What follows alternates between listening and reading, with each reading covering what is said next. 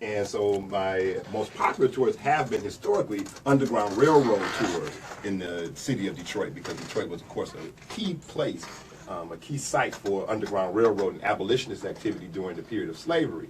But this year, of course, the most popular tour has been tours around the 1967 rebellion. So a lot of the tours that I've done have done a total of 11 tours this year around the history that led up to and during the 1967 rebellion in July of 1967. Of course, this is the 50th anniversary of that period. Mr. Jordan, yesterday we had 3 different perspectives on the Riot, rebellion, disturbance. Yes. 3 different answers: Riot, rebellion, disturbance. Right. In your mind, Mr. I mean, it was really all the way from who called it a disturbance? Well, hold on. It went from my brother, who called it a riot. Okay. It went to the lady from Coalition Against Police Brutality, who called it a rebellion, and then it went to Judge Debbie Ford, Right. the 36th District Court, who actually called it a disturbance, and she based her thing on the fact that we had so many adverse experiences. Yes. We had so many adverse experiences that culminated in creating a disturbance. Right. So, Mr. Jordan, settle it for us. All right. So, first, I don't want to argue with any of those 3 perspectives. I'm not a person, even though let's be clear, Please, I call it a rebellion. Absolutely. Let's be clear that I term it a rebellion, but I don't get angry with people who call it a riot, and I don't get angry with people who call it a disturbance. It's only one term that I really take umbrage with, and that's a race riot. 1967 was not a race riot. Detroit has had race riots, and of course the most serious one and the most famous one is the one in 1943. Right. And so 1943 was a clear race riot. 67 was not a race riot. Although race is a major part of why that uprising happened, it was not a race riot. So I'm not upset about people who use the term riot. Civil disturbance is generally a law enforcement term, so I'm not surprised that Judge Ford would call it a civil disturbance or a disturbance, because that's a law enforcement term. And riot is the term that we've probably grown up with. It's the term that was used mostly by the media, and most people use that term. But rebellion is more accurate for me, and then and if we get a chance, I'll talk about why I call it a rebellion. But I'm not angry at those other terms. Well, you already know I call it a rebellion. And we have to understand that in 1967, there were 159 violent uprisings all across the U.S. Okay, and then from 64 to 67, there was something like 250 violent uprisings, and this is going to lead on July 28th, 1967. This will lead President Lyndon Johnson to convene the National Advisory Commission on Civil Disorders, more popularly known as the Kerner Commission, named after Governor Otto Kerner, who was the governor of Illinois, and he was the chairman of that commission. Okay, and this commission was designed to determine what was causing all these rebellions across the country. All right, and what they determined was that the United States was moving toward 2 societies, one black, one white, separate and unequal. But President Johnson wanted the commission to find out, answer 3 questions. Number 1, what happened? Number 2, why did it happen? And number 3, what can be done to prevent racial disturbance in the future? Okay, and when you find out what was taking place, now this is before Dr. King was assassinated. Dr. King was assassinated April 4th, 1968. This commission was convened the day after the Detroit Rebellion ended. Okay, so the Detroit Rebellion is July 23rd, 1967 to July 27th. This was commissioned July 28th, and people around the country are watching what's going on in Detroit. Okay, you got over 17,000 law enforcement officers. You got not just the National Guard coming in. You have the U.S. Army. All of this taking place. So what they found was that the report stated that what was causing the uprisings across the country, you had African Americans feeling a sense of powerlessness regarding inadequate public services. A largely poor black population was confined to the central cities, while a predominantly white population moved out and that the racism of white Americans was, quote, essentially responsible for the explosive mixture, end quote, leading to these uprisings. That's right. That's right. But was it also a function of our density in the city, our population density? So yeah, so the Yes. so the population density is of course a major part, but that doesn't go against what Brother Imhotep just said. The reason you have this population density, Detroit is 139 square miles. There would have been no population density of African Americans had African Americans been able to live all over the city. Right. But because of housing discrimination, Right. African Americans were concentrated in certain areas in the city. Prior to the 1960s, that area would have been the Lower East Side of the city of Detroit, with some little small populations on the Old West Side, the North End, Coney Gardens, and a couple of other places. But by the time we get to the late 60s, particularly 67, a large concentration of African Americans are in the 12th Street, Linwood, and Dexter neighborhoods. And of course, one of the reasons that they're there in opposition for them being all throughout the city was because of housing discrimination. And a large part of that housing discrimination, even though it's the federal government that convenes this National Advisory Commission on Civil Disorders, a large part of that housing discrimination is due to federal policy. Exactly. So federal policy is deeply implicated in why African Americans are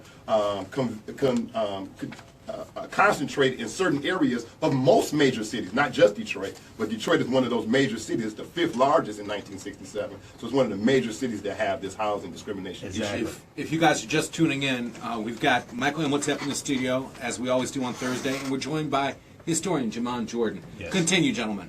Well, you know, Steve, I've talked about before, I encourage everybody to read the book, How White Folks Got So Rich, The Untold Story of American White Supremacy. Because this book, what it does is it lays out a history of public policies coming from the government that have put African Americans into the position we are right now. So as Jamon was talking about, this goes back to the Federal Housing Administration in 1934, That's right. which was created under the New Deal, President Roosevelt.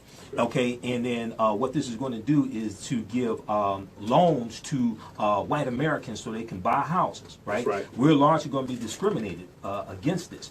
He talked about the race riot in 1943. Okay, it was a huge race riot that you have here, and the National Guard had to be called in then. That's right. Okay, Mayor Jeffries calls for for assistance, and the National Guard comes in.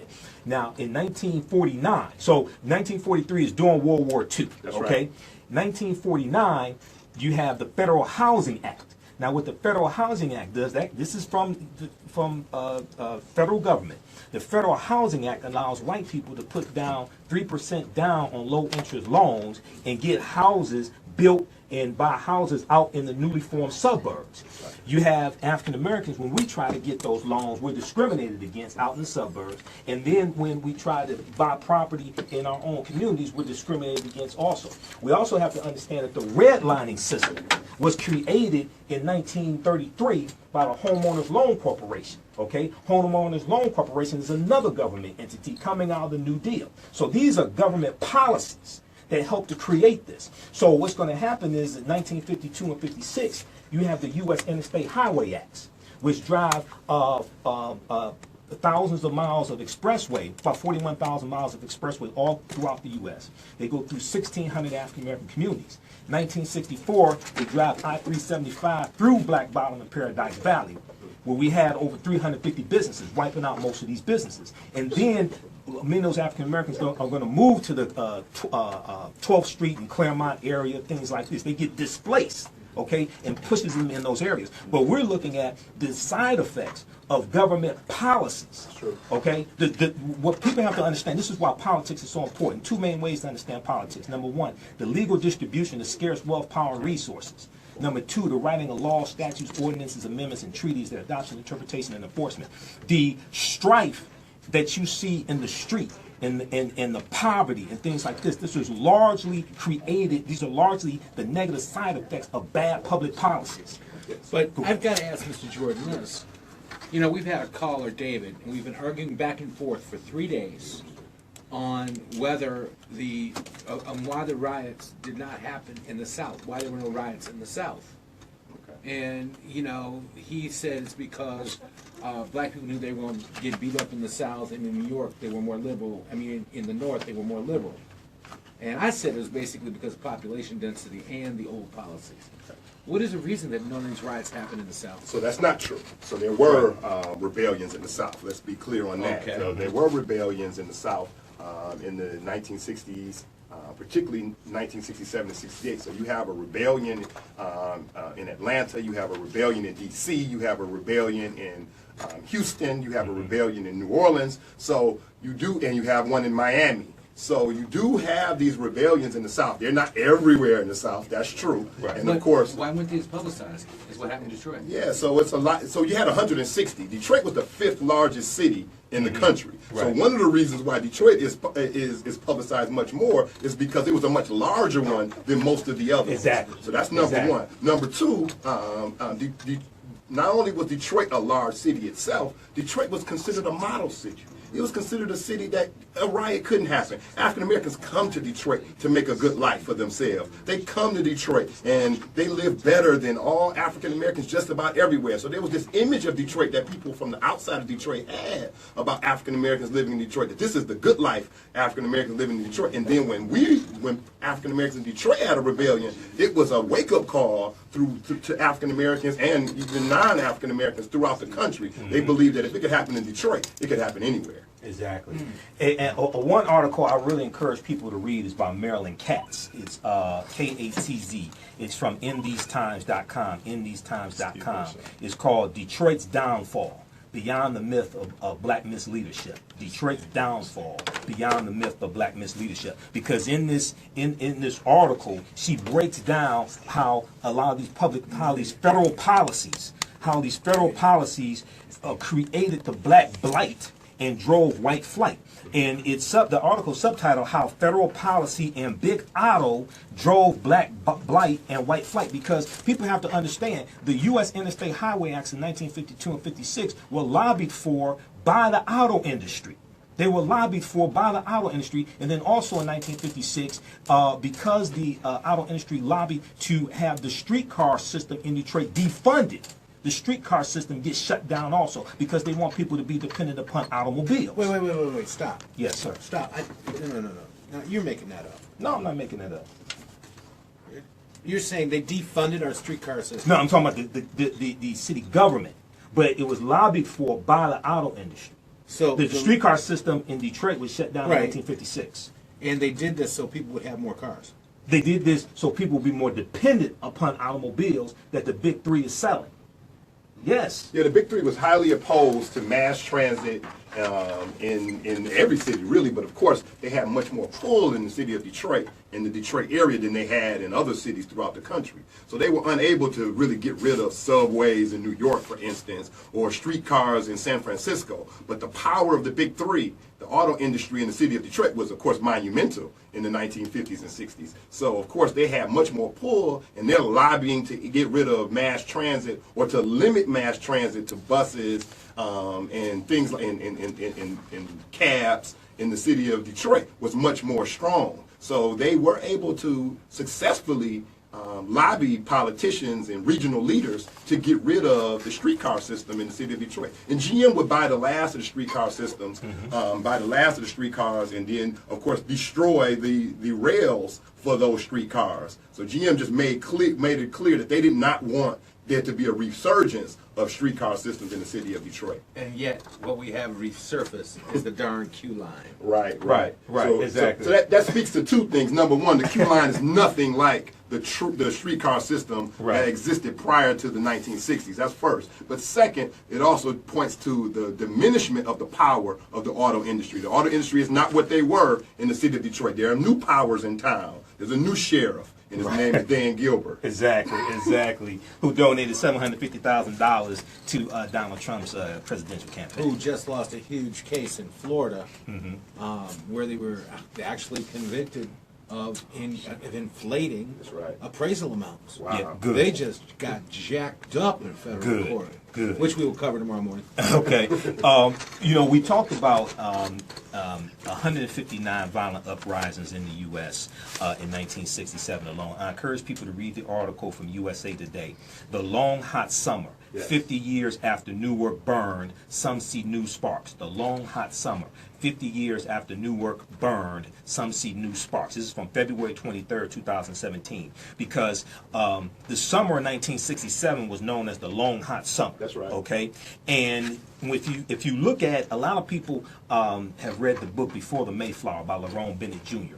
Get that book off the shelf. Turn to the back of the book. There's a chronology. Yes, it is. There's a chronology of history in the back of the book. Turn to 1967. Yes. In 1967, he details some of the riots or rebellions that broke out across the country. So June of 1967, June 2nd through the 5th, race riot, Roxbury section of Boston. That's right. June 11th through the 13th, 1967, race riot, Tampa, Florida. Okay. National So Guard Tampa. mobilized. So that's Tampa. They were the South. Yeah, the National Guard mobilized. June 12th through the 15th, race riot, Cincinnati, Ohio. 300 persons were arrested and the National Guard was mobilized.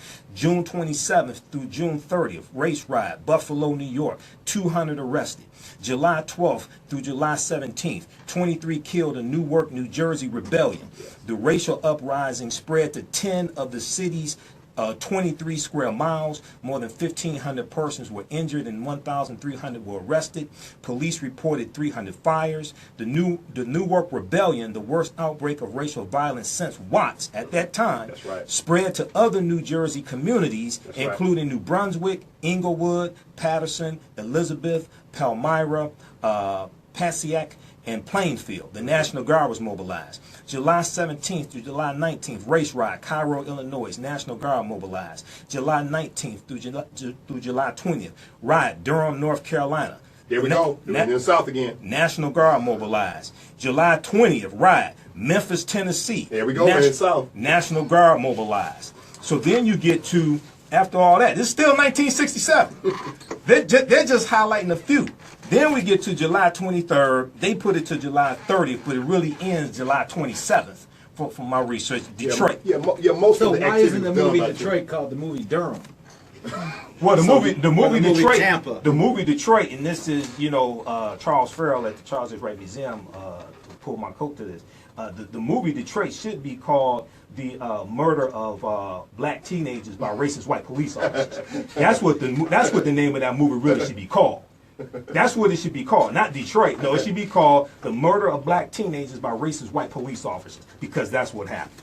There's a backstory of how it ends up becoming the name of Detroit. I'm not sure if I want to go, if that's where we want to go, how they end up with the name Detroit. Only at the end. Okay, all right. But he went to the premiere, Yeah. the red carpet premiere at the Fox Theater. I was invited. I was tied up and couldn't make it. Do you have a copy of that picture you took with Mayor Duggan? I did not take a picture with Mayor Duggan, so I don't have a copy of it because it does not exist. All right, but July 24th through July 26th, riot, Cambridge, Maryland. National Guard mobilized. July 30th, riot, Milwaukee. July 30th through August 3rd, National Guard mobilized, 4 persons killed. So those are the highlights. Yeah. From 1967. That's right. In the summer of 1967 was called the long hot summer, and across the country, African Americans were rebelling because of the oppressive conditions they were dealing with: housing discrimination, inadequate education, police brutality. All different types of things like this, job discrimination, and this is what the Kerner Commission determined. That's right. Okay, so this is what white people realized. That's right. After they did their study. This is the conclusion they came to. You had conservatives and you had liberals, progressives, all of that were on the Kerner Commission. Everybody on there wasn't a civil rights activist. Right. So you had really the gamut of the political spectrum, and then after their study, they all concluded that this was the case. White racism caused what happened in those rebellions. And they said that even though in many cases these were black ghettos, that white society is deeply implicated in the ghetto. White society condoned them. Right. White society created them. And so the people who were rebelling against white racism, even though the most of the destruction was inside of the African American communities. So, and most of course, African Americans did not own most of the businesses in their own communities, even though they were destroying the businesses within their community. They didn't own most of those businesses. Right, exactly. So, I know we're coming up on a break, but let me just say this quickly about the Kerner Commission.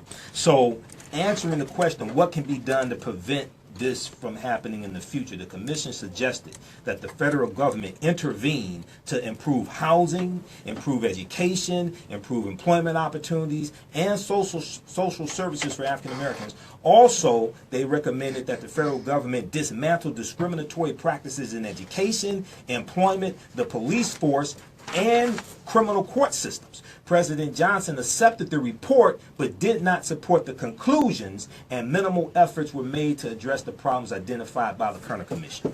Ladies and gentlemen, we'll be right back with more of our final day of disturbance, rebellion, riot coverage Yes, on 9 10 rebellion. a.m. This is Wake Up with Steve Hood. This is Eat Radio. We'll be right back. You better wake up.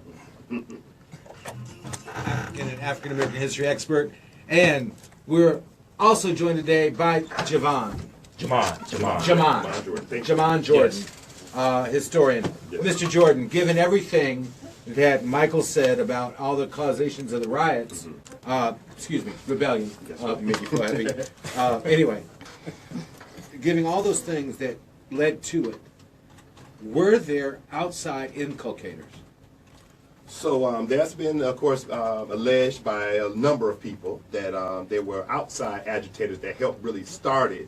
And so when we look at that particular morning, that Sunday, July 23rd at 3:30, 3:45, roughly 4 o'clock in the morning, we see that the major people who are motivating the crowd to be hostile toward the police are two young men. One 22-year-old African-American man named Michael Lewis. And Michael Lewis, the police title him Green Sleeves because he's wearing this long green sleeve shirt. And of course he's really motivating the crowd to resist the police and resist this arrest of 85 people who were coming out of the United Community League of Civic Action, which was the so-called Blind Pig at 9125 12th Street. And so this African, eventually he does get arrested. So we have no reason to believe that he was some kind of agent provocateur. He's mentioning some of the racial incidents that have happened in the city of Detroit, and he's mentioning them to the police as the police are bringing the people out. He's really mentioning them to the crowd to get the crowd more hostile towards the police. The other person is William Walter Scott III, the son of the owner of the club. And so it's his dad's club that's being raided. And so he's the other person that's motivating the crowd, and he also begins to start throwing bricks at the police as they're taking those last people into the squad cars to the 10th precinct. So due to the fact that it's these two people who are the major leaders of the crowd to be hostile toward the police, and there is no evidence that those two people were agent provocateurs, I would have to conclude that there's no outside agitation that caused the beginning of this rebellion.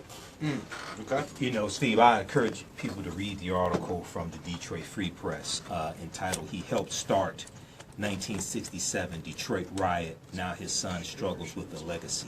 He helped start 1967 Detroit Riot.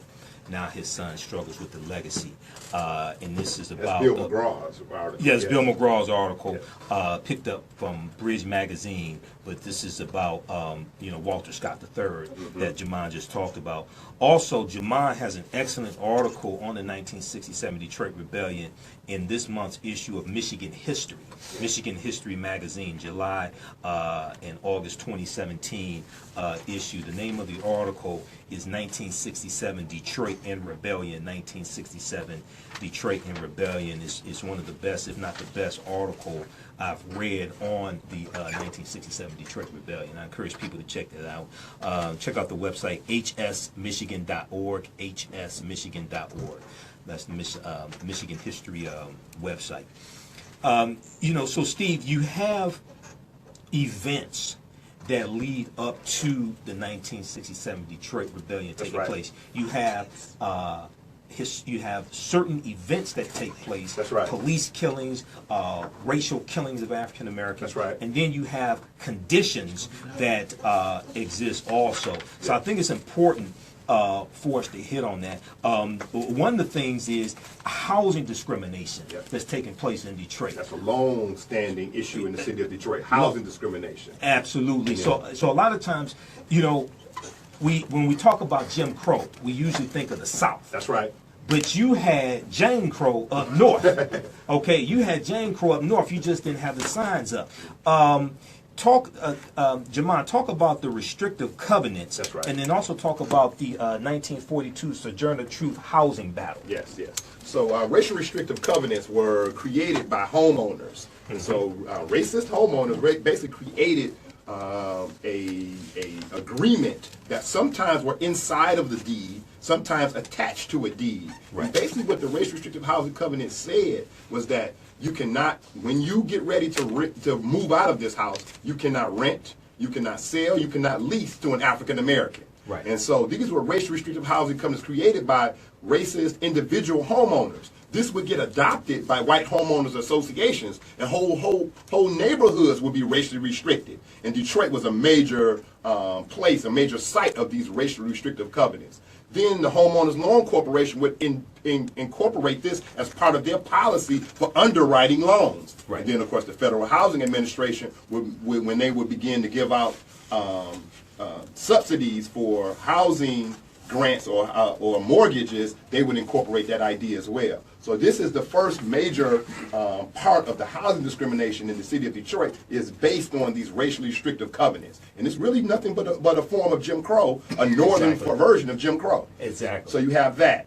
And then, and so when we talk about the 1942 Sojourner Truth housing project standoff, what happens is we're in the middle of World War II, and the federal government, of course, has now begun to enlist many of the auto manufacturers and other manufacturers in the city of Detroit to switch over from making autos to making war material. The arsenal of democracy. So Detroit becomes the arsenal of democracy. You have African Americans leaving the South from sharecropping and tenant farming to come to Detroit and work in many of these auto manufacturers, or now defense manufacturers. And so the federal government begins to create housing for African American defense workers. And the Sojourner Truth Housing Project is not just a housing project for African Americans. It's a housing project for African Americans who work in the defense industry. Right. And so it's created, of course, on Nevada and Fenelon, which is the east side of the city of Detroit, the central east side of the city of Detroit, and of course surrounded by a predominantly white neighborhood. And so whites began to protest African Americans being able to move into their neighborhoods because these neighborhoods were racially restricted, many times by these racially restrictive covenants. And so African Americans who paid their deposits in January of 1942 are set to move in February of 1942.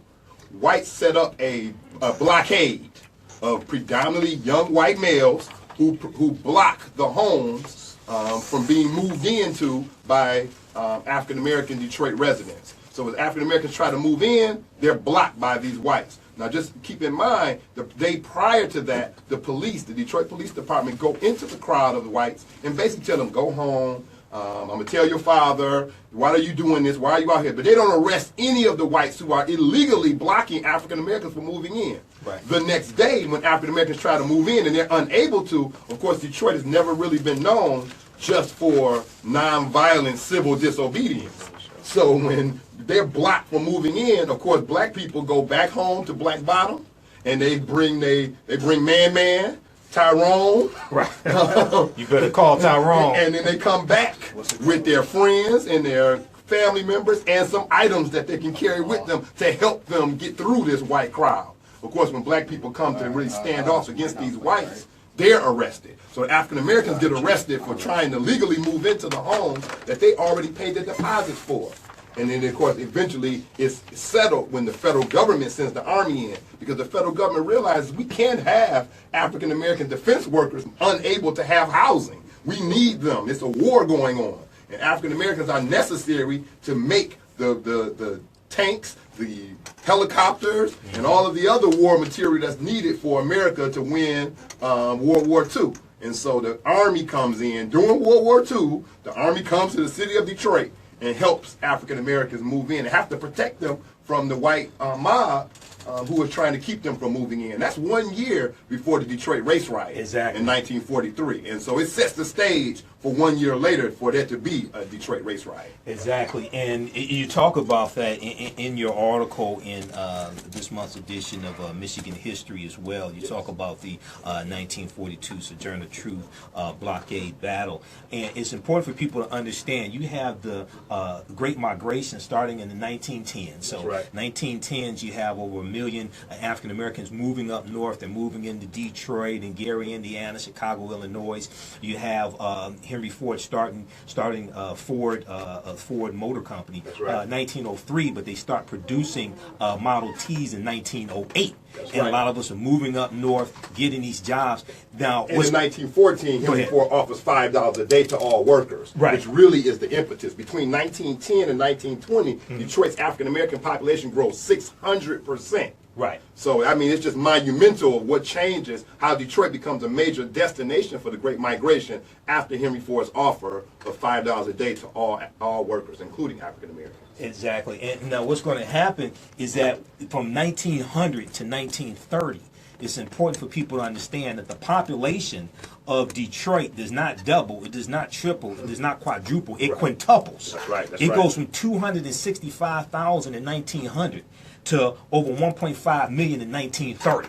So what this does is this puts pressure, this creates more competition for employment, this right. puts pressure on housing, That's right. this puts pressure on education, right. and the boundaries of Detroit are expanding That's also. true. That is exactly right. This is something else that's taking place That's as well. right. As more African Americans come to the city of Yes. Detroit, segregation grows. Yes. So there's actually less segregation as there are less African Americans. Right. The more African Americans come to the city of Detroit, the more segregation rules are placed that are created. So more neighborhoods become segregated, more schools become segregated, and more jobs become discriminated against.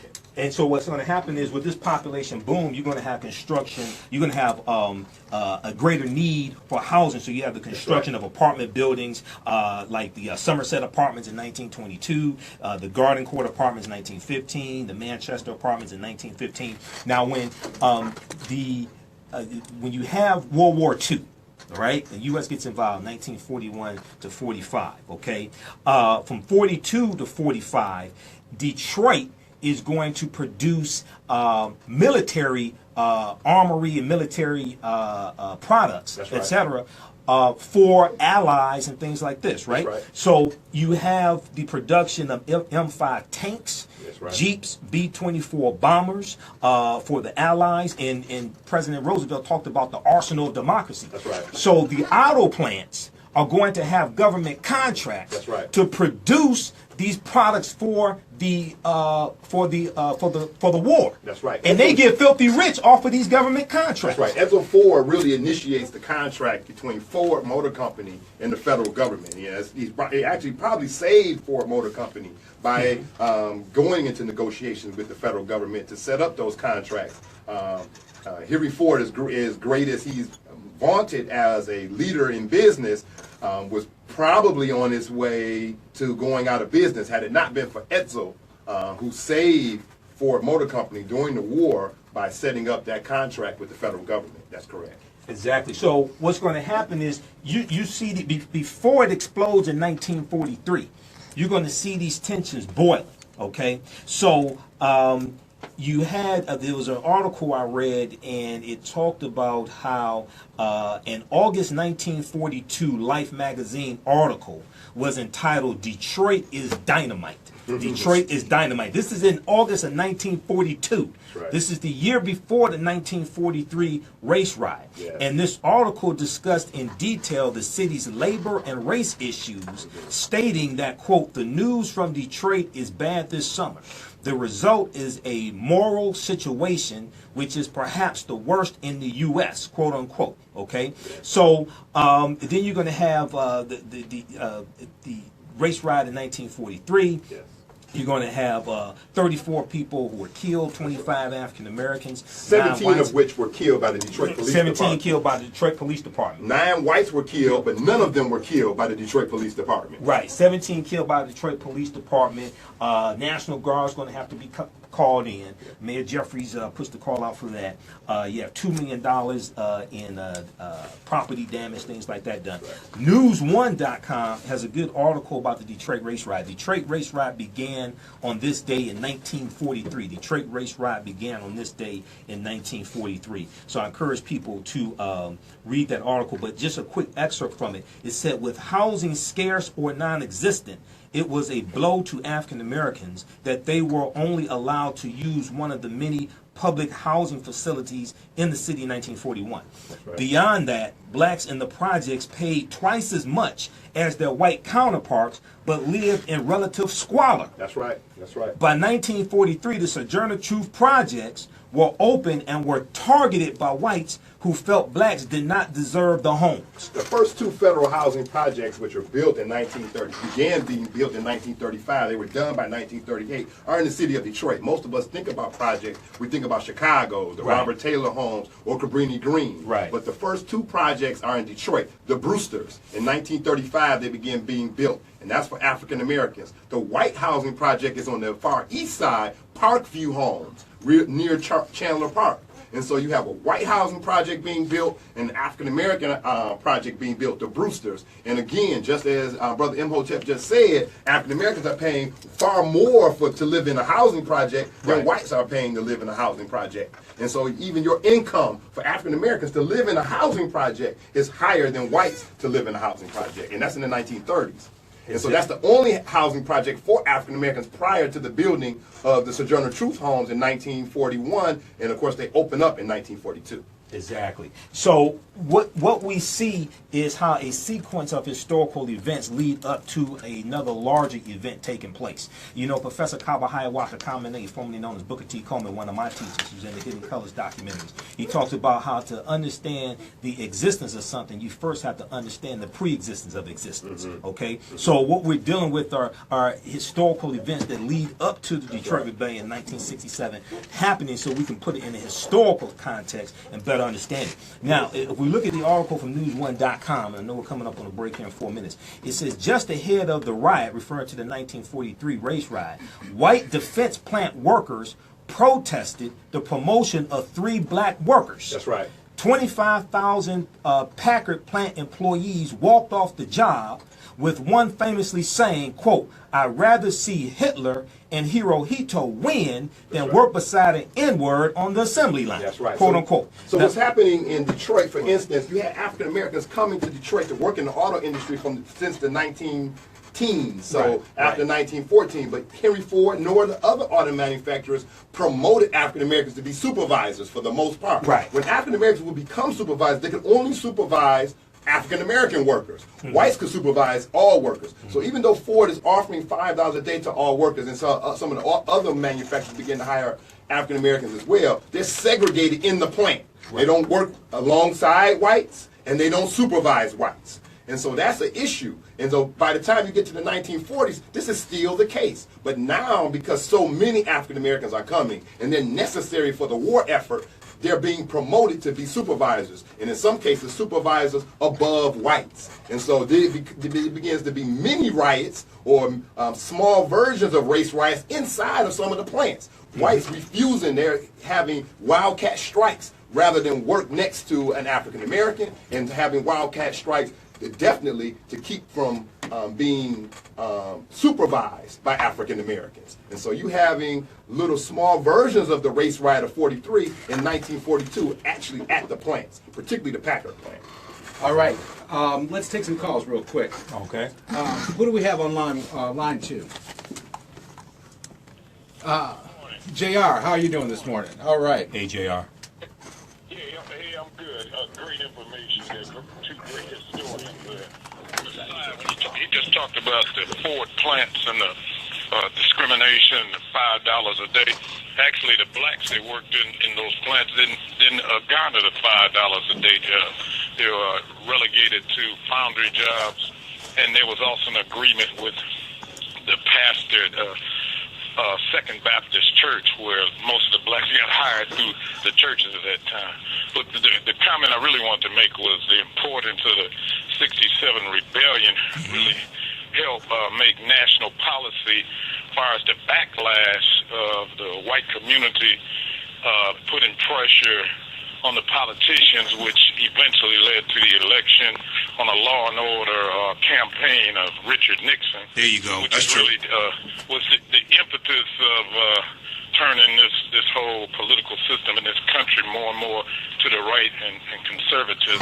Right. You know, with the Lewis Powell letter in 1971, and even now you see the manifestation of that. Even the Democrats, as Jimmy Carter was elected in '76, a more centrist type of attitude, Clinton and even Obama. So that's one of the factors behind that, because you look at the reports, and I was living during that time, there was a lot of animus against the so-called rioters and the heathens, and we need more law and order, more money should be spent on police protection and arresting people, as opposed to putting more money into the social programs that the Kerner Commission had, recommended.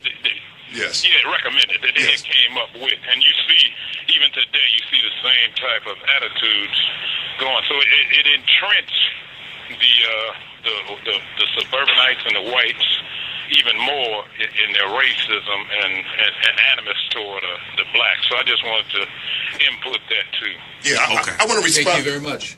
I want to respond to the first part of his statement, which was about African Americans not getting the $5 a day. Initially, when Ford offers this $5 a day to all workers, he's correct. Those for the first couple of years, what Ford does is African Americans are on probation, and so they're paid $3 a day, and their money, the rest of the $2, is being held to see if African Americans can work 90 days, and so they're kind of on probation for 90 days. And if they make it through the 90 days, then they get the remainder of that $2, the remainder of that $5 a day.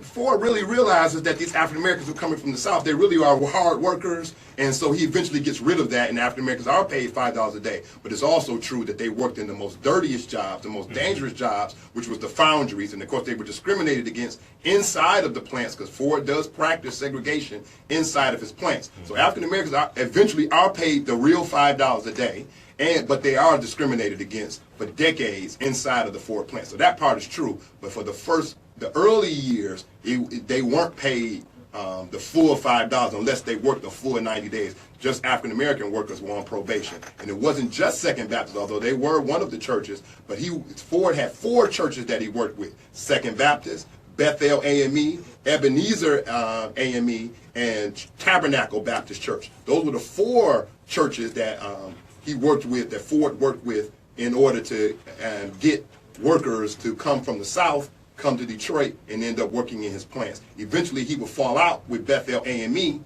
and then he would enlist St. Matthew's Episcopal Church, which would be the other church that would work with Ford to enlist black workers. Okay, let's take another call from Steve. Steve, thank you for holding on. Go ahead. Hey, Steve. It's going great. Go ahead. Yeah. How you doing? I wanted to call and say I listen to the radio station every day, and I just think we all need to stop worrying about the past and focus on the future for all of us. I'm a historian, so that's impossible for me. It's impossible for me too. I understand, but I mean, we black people, we cannot complain all the time. We have to try to do better and lift each other up. Wait a minute, buddy. Let me just tell you this real quick. We're not complaining here. We're going through historical facts. Yes. And I never dedicate a whole show to stuff like this, but it is the 50th anniversary of the riots. And you know what my main man, Red Fox, says? Tony, can you tell Steve what Red Fox has to say? You don't like the show? Bend over. I'll drive you to Dallas. Hell yeah. I'm sorry. Let me just address this quickly. You can't Determine what plan or agenda to implement to take you to a particular destination into the future until you understand the historical events that put you in the predicament that you're in right now. So because if you don't, you could be repeating the same process. Yeah, so as a historian, one of the things that I say when I'm always with a group, whether I'm with students or whether I'm with a crowd or I'm leading a tour, one of the things I say is that I never start talking about an event when that event started. Exactly. So I don't talk about the 67 rebellion on July 23rd, 67. Exactly. I have to start at what led up to July 23rd, 67. Exactly. And when people say that we need to stop talking about history and all of that, I wonder, do they go to school and tell the history teacher, don't talk about history? Or do they go to a historical museum and tell the historical museum, you need to shut down because we don't want to talk about history? I'm a historian. So Yeah. what I do is study history. I hope that in this study of history and this explication of history, when I'm explaining history, that it helps people to better understand where we are. Now, and how we got here. that may not always happen, but that's the point of all of this. But I can't talk about today without talking about yesterday. Well, let me just say, gentlemen, we've got to go to break. Yes, sir. But the only time that you don't talk about history is when you've made a transgression in your home life. You say, baby, Charles, you're on. Hey, how you doing? Fine, go ahead. Charles. Did you guys ever read that Detroit Almanac? That was it came out around 2001. Yeah, it came out in 2001. Okay. Did you guys ever look at how racist Henry Ford was when he created Inkster? Yeah, so yeah, the history of Henry Ford is he definitely is a segregationist, particularly at the beginning when he begins to offer this $5 a day to all workers. He is definitely a believer in segregation, and I said earlier that he segregated the plants. African Americans could not work alongside whites at the plants. And so he helped to develop certain cities so that the white workers would live in an almost all-white city and the African-American workers would not integrate those cities. So Inkster was largely developed by Henry Ford so that the African-American workers could work near the plant but not live in the city of Dearborn or Westland or Wayne alongside white workers. So that's true. He definitely supported segregation. Is that what they call it, Inkster, as in black ink? So it's actually named after the postal director, Robert Inkster. So there's, of course, a lot of people who believe that it was named that because of black people. But there actually was a person that it was named after who was the postal director in that area. But it was not a major city until Ford helps to develop the city so that his African-American workers could live near the plant but not live next to white workers. In a place called Inkster. That's right. All right. Tracy, you're on. Tracy?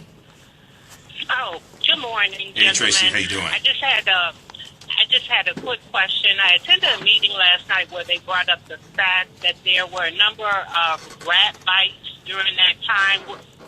Did you come across anything from that in your research? Or were there any other health issues dealing with around that time? I couldn't hear what she said. About what time, A Tracy? number of rat bites. 1967. Oh, Yep. okay. They brought it up at Wayne State at the meeting last night. Okay. All right. Are you worried Well, about rat bites? I was not aware of a large amount of rat bites. However, we know that African Americans were concentrated in impoverished communities in overcrowded conditions. So, of course, it's not surprising that they would be the victims of these kinds of conditions that exist in poor neighborhoods because African Americans were concentrated in these neighborhoods largely because of job discrimination and housing discrimination. So I'm not surprised that that's the case. All right. And now we have Connie. Connie, you're on. Hello. Hey, Connie. I wanted to make a comment about the gentleman who called and said we had to move forward and forget about the past. The knowledge and that this young man had, I've enjoyed listening to him. I heard my mother talk about the riot in 1943 and how things were really bad. And I remember that the riot during that time, I was married and had a family, and I could hear the shooting. But to forget about it, we can't forget about it because we were part of it. And this young man is knowledgeable about things that are going on and have gone on in Detroit. And I am really enjoying listening to him. And I want to say that I believe that it's going to be hard to move forward because it seems like as we move forward and try to do better, I think there's an undertone strategy that keeps us held back. And I believe that strategy is deliberate. Right. To 1943, and this is the end. And I can see where things are changing. Even on the east side of Detroit, how they're making land unavailable to people. Hello, can I and get your name? can change the demographic changes of the east side. But I am somewhat optimistic on the other side. I'm somewhat confused about how things are going to go forward. Because look at the schools. I can remember when I sent my kids to school, they got a good education. Then they changed over to St. Mary's to Redford. Kids now are not getting a good education. People can't find jobs. I got a lot to say, but I'm not going to take up a lot of time. But I heard something last night on TV. A young lady said, my daughter's liquor store was right here on this corner. Blacks can't hardly get a liquor license today. I remember there was a liquor store on the corner of Wisconsin and Grand River owned by a black man. You can hardly get a liquor license for blacks today. It's an undertone strategy to keep us down. And well, Connie, I think we're about to go into that. Because we had a discussion off air, and maybe we should just go into that now since Connie brought it up. In the whole de facto, the de facto segregation that's going on. Right. All right. And kind of. Let me make one quick comment. I know I'm taking up a lot of time. Yes. But I'm not against white people. I'm not against them at all. But I believe that they have a stick-together glue, and the main thing is, you gotta keep the black man down because they were raised that way. They can't. Some of them can't help it. Well, it's called white supremacy and racism. Thank you, Connie. All right. It's called white supremacy and racism. Do you guys want to just skip into de facto segregation real quick? Yeah, just 1 second here. Every ethnic group in America, for the most part, they have their history and culture intact. And their history and culture teaches them that the only way they're going to survive is through self-reliance. Doesn't mean that they don't get involved in politics. They do. You have Irish Americans, Italian Americans. You have those with French ancestry, what have you. You have Anglo-Saxon ancestry, what have you. But they have they understand their history. They have a greater sense of understanding of their history than most African Americans, because for the most part we were stripped of our history and culture during the enslavement process. Here in Detroit, at this time, 1967, leading up to it, you're going to have business and job discrimination taking place in the city of Detroit, and these were one of the grievances that lead to the 67 rebellion taking place as well. Jamon, talk about that, because you deal with this in your article also. Yes. So you had, and that's very important to understand that African Americans and many businesses that we now vaunt, like people talk about how great Hudson's was when it was downtown, but of course African Americans couldn't get jobs at Hudson's. And then when they began to hire for the first couple of decades, and then when they began to finally hire African Americans, they had to be a particular shade. They had to be light-skinned African Americans, and many times they were the people who were running the elevators. So they were even the lowest level, and even they had to be light-skinned African Americans. So this is still the case in 1967. Many businesses downtown don't service African Americans, or if they do, let's say they're a clothing store. Some of the clothing stores don't allow African Americans to try on clothes. So they can go in and buy clothes, but they can't try them on. So there is definitely a segregation setup in Detroit. Many bars don't even service African Americans. So when we talk about the illegal blind pig on 12th Street in Claremont, well, one of the reasons why you have African Americans frequenting places like this is because the established bars that have liquor licenses don't service African Americans. So African Americans have, in many cases, if they want to have a club that sells alcohol, they have to be in violation, because African Americans, just as the sister just called said, were in that case even worse. The ability of African Americans to get liquor licenses in the 1960s. And so William Walter Scott II was unable to get a liquor license for his place. And of course, to African Americans in that neighborhood, it was the club. It was not the illegal after hours joint. Black people just saw it as the club. Okay, excellent.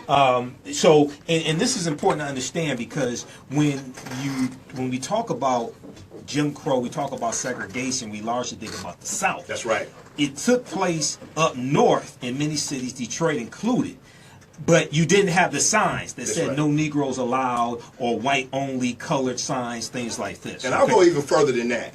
Much of what we call Jim Crow in the South really originated in the North. Let's be clear that some of the southern states learned about segregation and creating these laws from the North, because while the South was practicing slavery, the North was practicing segregation. And so when slavery ends in 1865, chattel slavery ends in 1865 after the passage of the 13th Amendment, and then the 14th and 15th follow, the South is looking, well, we're still not going to treat African Americans equal. We're not going to treat them as if they're the same as us. Well, what do? And they look to places like Detroit and New York and Philadelphia and Boston. What have you been doing with black people while we were enslaving them down south? So they were clearly unequal down here. What were you doing with them? And they found out that Boston was segregating them in education. They weren't letting them have certain jobs. They weren't letting them live everywhere. And so the South adopts some of those policies, and they become known as Jim Crow. But a lot of it was founded in the North. And Detroit was practicing Jim Crow while the South was practicing slavery. A lot of people would maintain that Michigan is still practicing Jim Crow. Oh, yeah. Oh, yeah. With the policies coming out of the Republican-controlled legislature and the governor. Absolutely, absolutely. And you talk about police brutality also. This is one of the things that lead up to it. A lot of people are familiar with stress. Now, in your article, you talk about how stress was created, if I remember correctly, in 1971. That's right. Stress was created. Stop the robberies, enjoy safe streets is what stress stands for. And this was a unit formed to crack down on street violence in 1971. The decoy unit consisted of officers posing as bums or drunks to lure muggers. In less than 2 years, police killed 22 men, all except one were African American. Now, the origins of the police department in Detroit go back to 1833. That's right. Talk about that, please. So, of course, in 1833, you have the period of slavery, and African Americans are leading the Underground Railroad in the city of Detroit. Yes. 2 African Americans escaped from Louisville, Kentucky, and come to the city of Detroit, Thornton and Ruther Blackburn. They're arrested by the sheriff and deputy. There's no Detroit Police Department at that time, and put inside of the city jail. African Americans organized hundreds of African Americans outside of the jail to help free Thornton and Ruther Blackburn. In the course of that, the sheriff is killed. Sheriff John Wilson is killed by members of that crowd to help free Thornton and Ruther Blackburn. This is actually the first black rebellion in the city of Detroit. Thornton and Ruther Blackburn are freed and sent to Canada, where they become prominent African Americans in Toronto. Of course, the Detroit City Council at that time, they were aldermen. At that time, they weren't called City Council, but the aldermen come up with a number of ordinances. One of those ordinances is that there would be a 16-man patrol that would assist the sheriff and deputy in stopping this kind of activity, including Underground Railroad activity, from happening again. 30 years later, in 1863, in the middle of the Civil War, you have the first race riot in the city of Detroit. And that 16-man patrol would evolve after the race riot into the Detroit Police Department. Right. So as you talk about in your article, the Detroit Police Department was formed to respond to violent racial incidences that happened in 1833. Then in 1863, this is going to lead to the formal Detroit Police Department being formed. That 16-man patrol was not called the Detroit Police Department. So let's be clear, because I know there are Detroit police officers who be like, we didn't start, 1833. You didn't start from slave patrols. That's correct. 16-man patrol was not called the Detroit Police Department. It was after 1863's race riot during the Civil War that this 16-man patrol was disbanded and the creation of the Detroit Police Department was started. But it's directly related to that 16-man patrol that was created in 1833. So they are related, although there's not a direct correlation. There's indirectly the same organization. That's a hell of a legacy. Let's take a call from that's a hell of a legacy. Theo, you're on. Hey, Theo. Theo, you there? Theo, going once, twice, 3 times. All right, Theo's gone. And okay, let's try this guy. Okay. All right, Russ, you're on. Yes, God bless you, everybody. Hey, Russ, how you doing? Hey, how you doing? Look here, Sojourner Truth was set up for soldiers, but all the white folks was shooting black folks on Nevada near Ryan and Mile Road because they didn't want any black folks in Sojourner Truth in the 40s. Could you expound on that? And the reason is a subliminal message sent to black folks: don't open up business, don't have commercial residential. They did it when they bombed Philly, they bombed Redwood, they bombed Tulsa, Oklahoma, they tore up Cornbread Bottom in Georgia, Black Bottom in Detroit, North End, Davidson and DeQuinder. They destroyed. So if there's a real strong message to black people. You know, black people, colored people say y'all ain't got no businesses. Well, there's a reason for that. All right. And about that sojourner truth. And how many insurrections were there? The 40s and the 60s. Can you expound on that? All right. So first, I want to respond to the Sojourner Truth. So it was not built for soldiers, although you're on the right track. It was built for defense workers, so people who worked in the defense industry. So they worked at Ford Motor Company. How did they get the name Sojourner Truth? So it was named that because of the African American hero Sojourner Okay. Truth. So it was clearly made by the federal government. They were clearly outlining that this place is going to be designated for African American defense workers. Right. So of course the federal government was actually supporting segregation, but at the same time supporting African Americans having some place to live. So they weren't saying that we're going to integrate this place. We're going to have African Americans living alongside whites. They weren't doing that. But on the other end, they were saying we need some homes for African Americans, and Black Bottom is overcrowded. Right. So the Lower East Side was too overcrowded, so they needed to build it somewhere else. And it's important to understand that the whole redlining system was created in 1933 by the federal government. It came from the Homeowners Loan Corporation. That's right. That's right. Yeah. So all this comes from politics. All this comes from policy. That's right. That's okay. right. Now, very quickly here, because I know we're coming up on a break. Yesterday, July 26th, was the 50th anniversary of the killing, the execution at the Algiers motel. That's right. Okay. So you had Carl Cooper, 17 years old, Fred Temple. The actual riot started on the 23rd. Riot started on the 23rd. This is the third day. The rebellion. The rebellion started on the 23rd, Okay. but the Algiers motel killing took place July 26th, That's right. 1967, Right. during the rebellion. Right. So you have Carl Cooper, 17 years old, Fred Temple, 18 years old, and Aubrey Pollard, 19 years old. They're fatally shot by police officers. That's right. Now, you went to the premiere of the red carpet premiere at the Fox, that's okay? right. And I was invited. I was offered tickets, and I was tied up, couldn't go. Part of me didn't want to go. You talked some about this on Facebook, and because we follow each other on Facebook, and you said that they at the end of the movie they brought up the security guard that was in the film. Talk about that. So of course actually brought him up at the beginning of the film. The beginning, okay. So Melvin Dismukes. So let's be clear. There were 3 police officers who, of course, were identified as the killers in the Algiers motel: David Sinek, Ronald August, and Robert Pell, and one security guard, private security guard, who was African American, Melvin Dismukes.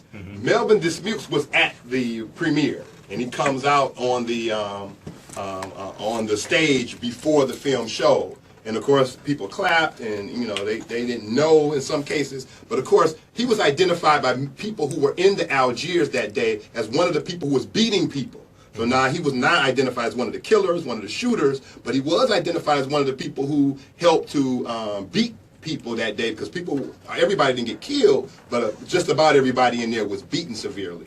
And Melvin Dismukes, according to people who were in the Algiers and got beat, was identified by at least 2 people who were in the Algiers as one of the people who was carrying out the beatings. The movie, they brought of course, him out before the movie. Yeah, so the movie, of course, does not present it that way, and I don't want to spoil people's film. But wait, But wait, this is the guy that did the beating.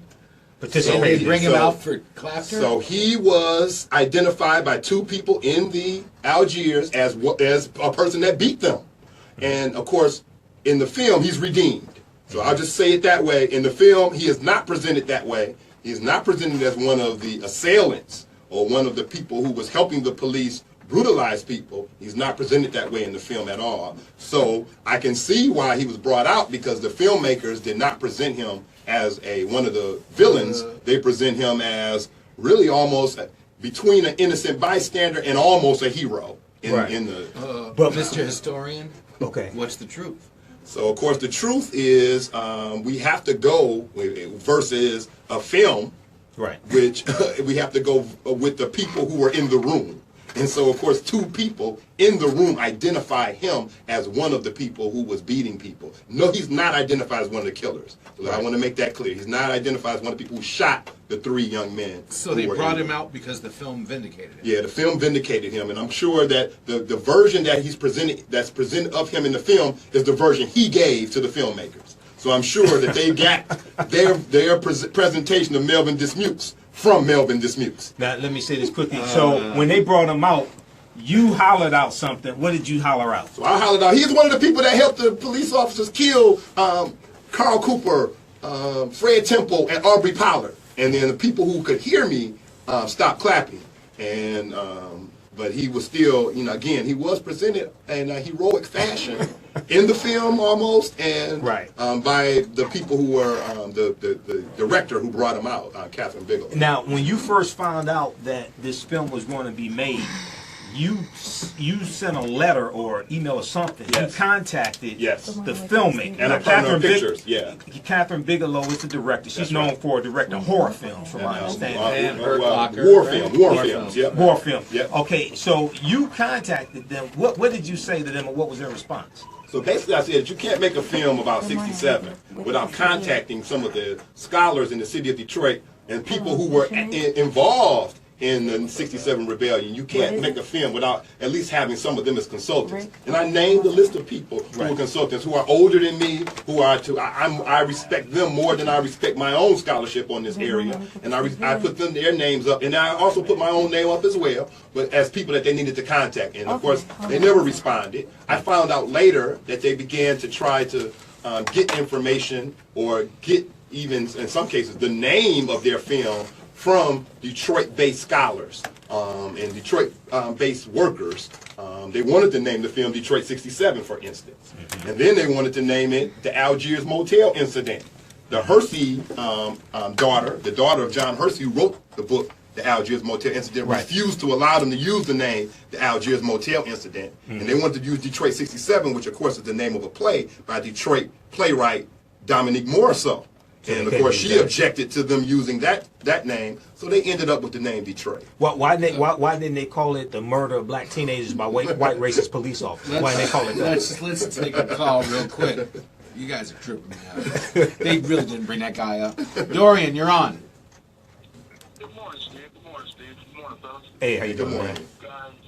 You guys need to figure out, Steve, you need to talk to Kevin Adele and try to see if you guys put this on FM radio, because the information today, I've been studying this at least 20 years about what happened in 67. My father moved here 6 weeks. He came from Birmingham, Alabama. Wow. He moved out 6 weeks. Graduated high school. My family moved up. It was off of, I believe it was Hurlburt and Mack.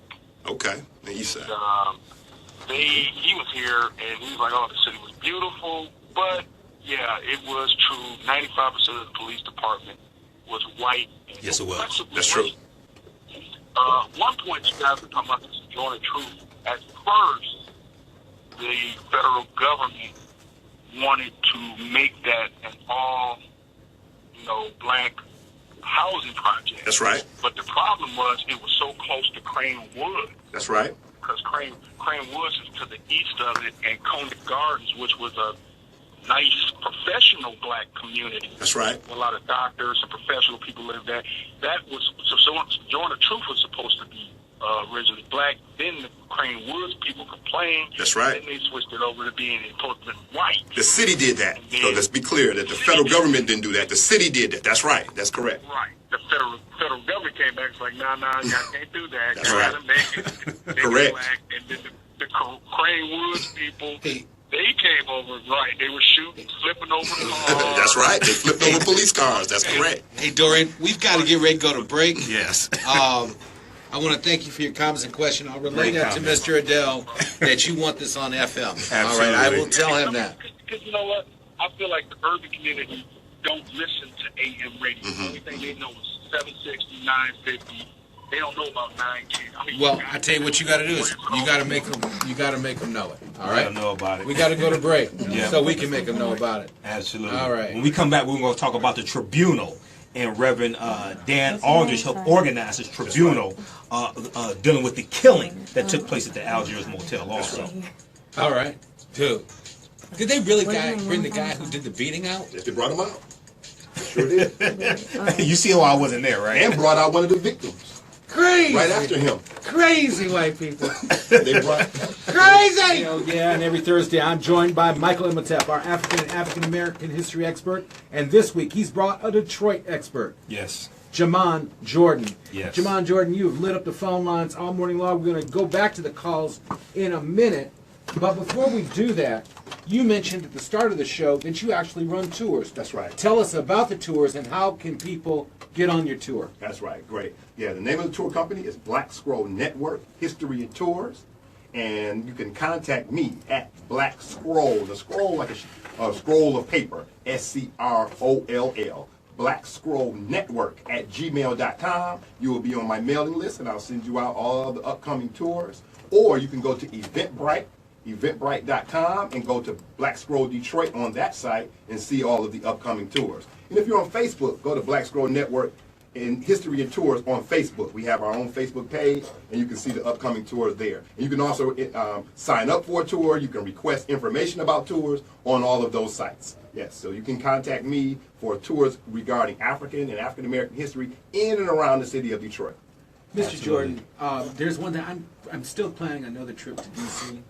And I really want the Black Monument tours. That's right. Yeah. So I lead a tour to D.C. and have led two. So are you familiar with that yes, stuff? I am. Is that yes, like Tony Browder, Egypt on the Potomac? So I don't do the Tony Browder tour. I think he is the expert on that. He is. That's and the man. there's no need for me to try to compete with Anthony Browder on that part of the tour. What I do is a number of tours that are not as ancient as the Anthony Browder tour. So the Martin Luther King Jr. Monument, of course, the home site of Dr. Carter G. Woodson. Yes. So I do those tours that deal with that history. Frederick Douglass's home. So I do those tours regarding that information. I'm not going to compete with Anthony Browder. Many times I bring my group to Anthony Browder's tour. Tony's the so man. that they can do that part and learn the ancient part and then do my part, which is the later part. But the Washington, but the Dr. King Memorial ties into the Washington Monument That's right. because it's in view. That's the right. Washington Monument is an ancient African symbol called a tekken, which that's goes right. back to the story of Asar, Aset, and Heru. That's right. And the Greeks call it an obelisk. That's right. The Washington Monument with the big tall Yeah. man? Yeah. That's supposed to be Osiris Islam. Yeah. It's a symbol of resurrection. That's true. And transformation. That's and true. that comes from the story of Asar being cut up into 14 pieces by his brother Set, and the pieces scattered throughout ancient Kemet. That's right. And Aset recovers, or the Greeks call it Isis, recovers 13 of the pieces. The 14th piece that is missing is the phallus. That's right. Okay. And so she recreates one mystically, and so and then of course she's able to reproduce Heru, Horus, and the child of Osar and Aset. Right. And so from the virgin birth. And so he's basically being able to. He's basically what they're saying about Osiris. He's the father of ancient Kemet. Right. And so by making the Washington Monument an obelisk or a tekken, they're basically saying that Washington is the father of America. But not only that, that symbol comes from Freemasonry. That's true. Freemasonry has its foundation in ancient Kemet, and the knowledge taken into Europe by the Africans known as the Moors, who go into the Iberian Peninsula in 711 AD, today called Spain and Portugal, and they're going to teach Europeans. You have a group during the Second Crusades, 1118 AD, called the Poor Knights of Christ, who are going to be called the Knights Templar. They're going to get this information, become very powerful. When you have a group in France of the Knights Templar are rounded up, 1307, October 13th, or Friday, okay, Friday the 13th, 1307, they're going to be tortured, they're going to be disbanded. The Knights Templar are eventually going to be disbanded. Those teachings go underground, and they resurface as the Scottish Rites of the Freemasons. George Washington is a Scottish Rite Freemason. Right. Well, 50 of the 56 signers of the Declaration of Independence. Guys, your gray matter is on display. No, okay. But let me just say this today quickly. is not about that. I want to go to Tony Browder's thing. But it ties all together. But let me just say this quickly. Let me finish this last sentence. 50 of the 56 signers of the Declaration of Independence were Freemasons. Okay, so we have to understand. Well, that. and that's fine. And now I feel really bad about inviting women back to my house and saying, "Do you want to see my tech?" And They think I'm talking about a video game. I'm talking about my mysterious obelisk. Michael, you're doing a lecture tonight? On Fridays, I teach an online course called Ancient Kemet, the Moors, and the Ma'afa, Understanding the Transatlantic Slave Trade, where they didn't teach in school. The Ma'afa is a key Swahili word. It means the great disaster. I deal with some of this type of information there. We deal with thousands of years of history leading up to the transatlantic slave trade. It's a 12-hour, 6-week online course that I teach. You can tune in from around the country. We do the classes live on Friday, 7 p.m. to 9 p.m., but all the sessions are recorded. So if you go to AfricanHistoryNetwork.com, AfricanHistoryNetwork.com, you can register there. It's only $40 for the course. And as soon as you register, you can watch the first 4 sessions, and we have 12 hours of bonus content also. All right. AfricanHistoryNetwork.com. Before we get to those calls, and we've got them racked up, I've got to hear about these tribunals. And absolutely. So Reverend Dan Aldrich was one of the ones who organized it. I met him a few weeks ago at the Charles H. Wright Museum of African American History. And this was as close to a real trial as possible. This was a mock trial for the police officers who killed the 3 African American teenagers. People should read the article from the Detroit News, Algiers Motel Deaths Stirred Racial Tension of 1967. Algiers Motel Deaths stirred racial tension in 1967. Talk about why that tribunal happened and what was the result, Jamon. All right, so the Algiers Motel was located on the west side of Woodward Avenue at Virginia Park. And they had bought an abandoned home right next to the Algiers, and they called that the Manor House or the Annex. And they converted it to a part of the hotel with 6 kitchenette units. And it would be there where a number of people would be housed on July 25th, the night of July 25th, and of course it would be raided the early after midnight of July 26th. And so that would be, of course, where the murders would occur. The officers who came in that night were David Sinek, Ronald August, and Robert Pale. And they were, of course, accompanied by Michigan State Police officers. They were accompanied by National Guardsmen, and even some Army troopers came into the building and raided the place. In the initial raid, Carl Cooper is killed. Now, of course, they alleged that there was some sniping done by someone in the place, but no gun is ever found on the person or on the grounds of the Algiers Motel. So no one ever is found to be guilty of any sniping against the police or the National Guard. So what happens there is nothing less than sheer horror for the next few hours, as these officers begin to torture the people in the building, and of course end up killing 3 people who were in that building. And so the people who are in the building, Aubrey Pollard, Carl Cooper, Fred Temple, Michael Clark, Lee Forsythe, James Sortor. 2 members of the Dramatics who were there were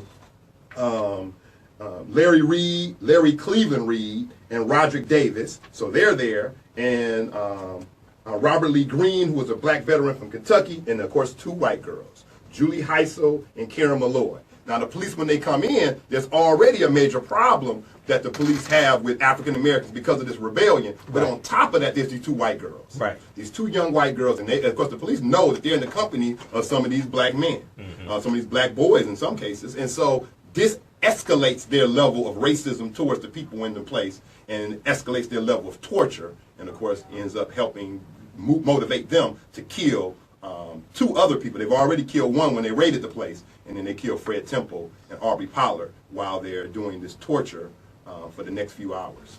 Now you're going to have an actual trial right. of the police officers who are suspected of the killing. Right. What happens with that trial? So the original, so you got the community organizing the tribunal, which was organized by Dan Aldrich, who was an activist in the city of Detroit, and V. Lonnie Peake. So they organized the community tribunal at the Central United Church of Christ, which we now know as the Shrine of the Black Madonna. Right. 2,000 people are there. Rosa Parks is on the jury. You know, so you have Rosa Parks on the jury. You have a judge. You have they have their own. They're given a defending attorney, and they have a prosecutor. And so this is what's happening at that time, and of course that helps to motivate the government to indict them. So they're indicted. The first trial, the DPOA, Detroit Police Officers Association, asked for a change of venue, and the change of venue was moved to Mason, Michigan. And so on trial is Ronald August, Robert Pale, David Sinek, who was really the leader, and Melvin Dismukes, the black security guard. And that first trial, of course, ends with a acquittal. Then they're tried later, and they get another change of venue in Mason, Michigan, and of course they're all acquitted again.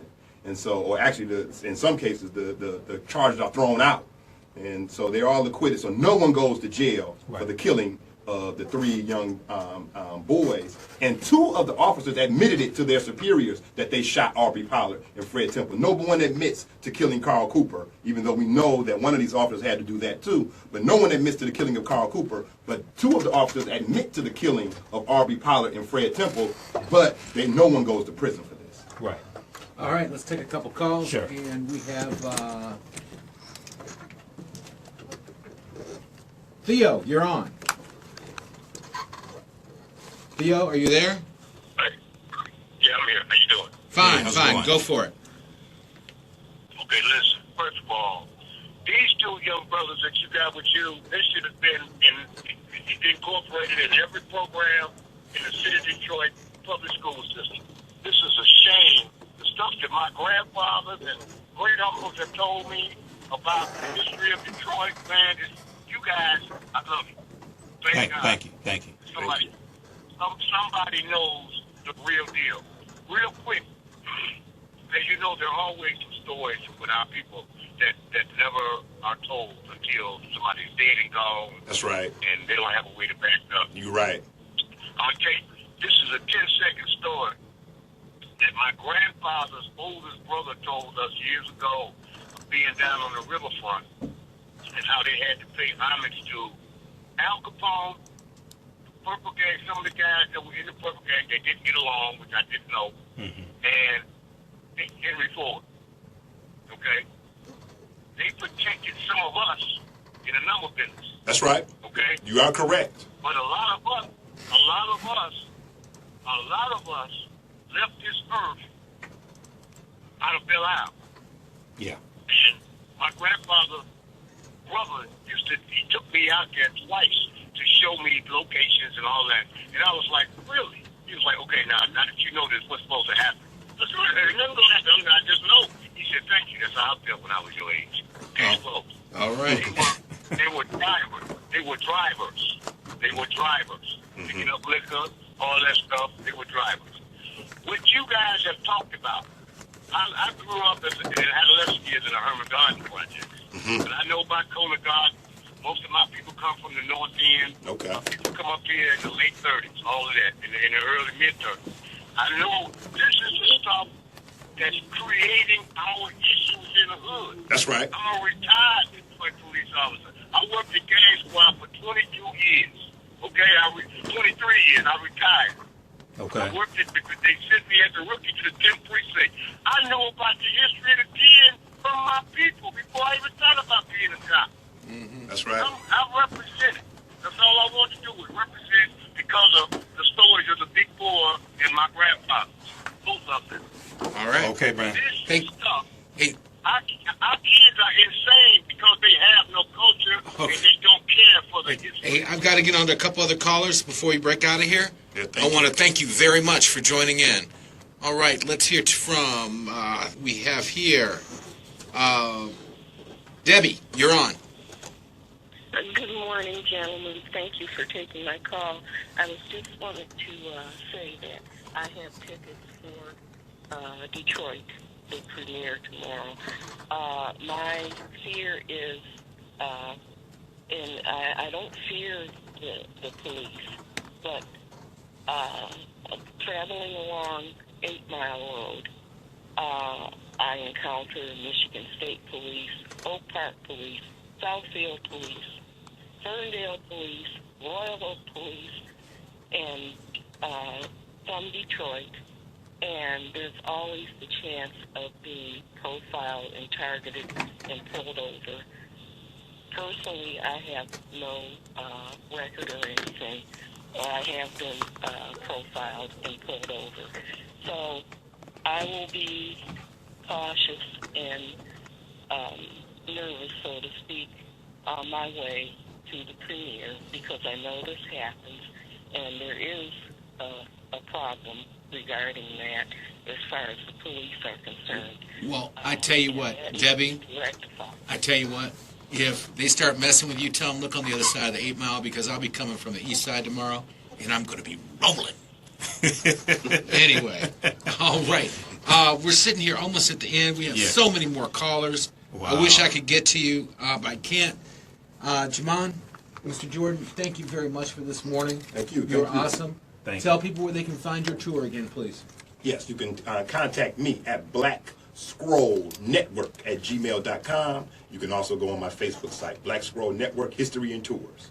Thank you so very much. Michael Imhotep, Yes. you outdid yourself today. Oh, thanks. Visit my website, AfricanHistoryNetwork.com, AfricanHistoryNetwork.com. Sign up for my online course, Ancient Kemet, the Moors, and the Ma'afa, Understanding the Transatlantic Slave Trade, what they didn't teach you in school. You can also email me at info@AfricanHistoryNetwork.com, info@AfricanHistoryNetwork.com, if you want me to do a presentation for your group or organization. And listen to the African History Network show Sundays, 9 p.m. to 11 p.m. Eastern Standard Time, right here on 910 a.m. Superstation. And Steve, thanks again for having me on and let me bring another African-centered scholar here as well to talk about You this. can bring him back anytime, but I just don't want you guys getting in a debate about Osiris's phallus. we weren't debating. It wasn't a debate. Because I'm the master debater, and I'm not going to master debate about phallus. Mr. Macon, you were awesome today. Your mixes were top notch. And Carla, you do Howard University proud. The way you do the weather, everybody at the station should do the weather that way, man. That's just great. That's just great. But the best part about all this is you all, the audience. Yes. You're amazing. Yes. You're amazing. You're super intelligent, super informed. I love all you all. Detroit needs more of you, and you all need to be more active. Remember, just a weekend and some odd days till the election's up. Reach one of the polls. Yes. And there's another guy I got to thank. Did you hear that discourse we just went through for 2 hours? Yes. You know, we really couldn't have done this without Mr. Adele. Absolutely. Providing Absolutely. this platform. Absolutely. Thanks. Kevin Adele, thank you very much for the platform because, as the caller said, nobody else is covering it like this. Right, absolutely. You know? You're right about that. All right. We out. Reverend David Alexander Bullock is next.